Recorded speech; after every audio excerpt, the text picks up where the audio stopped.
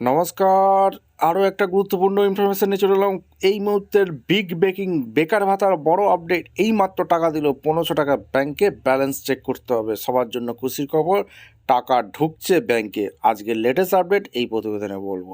খুব গুরুত্বপূর্ণ ভিডিও, যারা চ্যানেলে নতুন চ্যানেলটাকে সাবস্ক্রাইব করে বেল আইকনটা টিপে রাখতে হবে। লেটেস্ট গুরুত্বপূর্ণ আপডেট পাওয়ার জন্য স্টেপ টু স্টেপ দেখাচ্ছি। আচ্ছা, এরকম কিন্তু একটা মেসেজ ঢুকছে, ঠিক আছে? এরকম কিন্তু একটা মেসেজ ঢুকছে, ইয়োর ক্লেম অফ রিস 1500, ঠিক আছে, is release from Calcutta PAO2 আর শিডিউল টু বি ক্রেডিট। ব্যাংকের টাকা ঢুকছে 1500 টাকা। এটা 13/2/26 একটা ঢুকেছে, 13/2/26 ঢুকেছে। আর এই মেসেজটা ঢুকেছে 24/2/26। এরকম মেসেজ ঢুকছে WBIFMC। এরকম কিন্তু 1500 টাকার যে ক্রেডিট ব্যাংকের অ্যাকাউন্টে বেকার ভাতার টাকা ঢুকছে।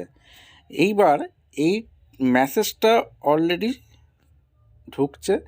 এই মেসেজটা পাওয়ার পরও যারা টাকা পাচ্ছে না তাদের কি করতে হবে? তাদের কি টাকা ঢুকবে না? হ্যাঁ, তাদেরও টাকা ঢুকবে। তাদের কিছুদিন ওয়েট করতে হবে। কিছুদিন ওয়েট করার পর টাকা ঢুকে যাবে, ঠিক আছে? কোনো চিন্তা করার দরকার নেই, তাদেরও টাকা ঢুকবে। এইবার এই মেসেজটা 24/2/26 দিয়েছে, তার মানে এতক্ষণ সবারই ব্যাংকের অ্যাকাউন্টে টাকা ঢুকে গেছে। যুবশ্রীর কথা বলছি, যুবশ্রী বেকার ভাতা 1500 টাকা সবাই পাচ্ছে। এই মেসেজটা ঢুকছে। যারা যাদের নতুন, তাদেরও টাকা ঢুকবে। তাদের কি করতে হবে বলে দেবো। আচ্ছা, এই যে 13/2/26 মেসেজটা ঢুকেছে, এটা কিন্তু পুরনো টাকা যে ডিউ ছিল, 5 মাসের যে ডিউ ছিল সেটা দিয়েছে। আর এই যে মেসেজটা 1 মাসের, অর্থাৎ 5/1/6 মাস, 6 মাসের যে ডিউ ছিল টাকাটা, সেটা কিন্তু রাজ্য সরকার যুবশ্রী গ্রাহকদের মিটিয়ে দিল, ঠিক আছে? এই হচ্ছে ব্যাপার। এবার যারা নতুন ওয়েটিং লিস্ট প্রকাশিত হয়েছে তাদের কি করতে হবে বলে দিচ্ছি।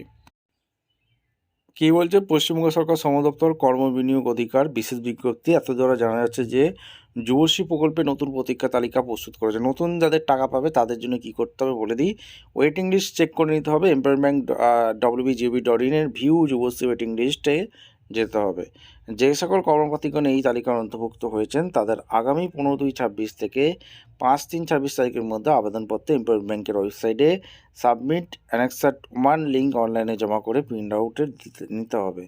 উক্ত annexure print out, bank passbook, অন্যান্য প্রয়োজনীয় নথিপত্র আগামী থেকে তারিখের মধ্যে সংশ্লিষ্ট এমপ্লয়মেন্ট এক্সচেঞ্জের অফিসে ভ্যালিডেশনের জন্য জমা করতে হবে।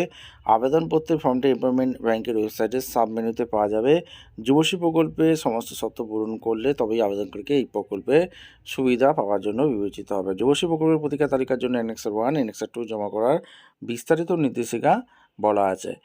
কাদের কাদের টাকা ঢুকলো যুবশ্রী প্রকল্পে অবশ্যই কমেন্ট সেকশন জানাতে ভুলবে না। দেখা হচ্ছে কোনো পরবর্তী ভিডিও। ধন্যবাদ।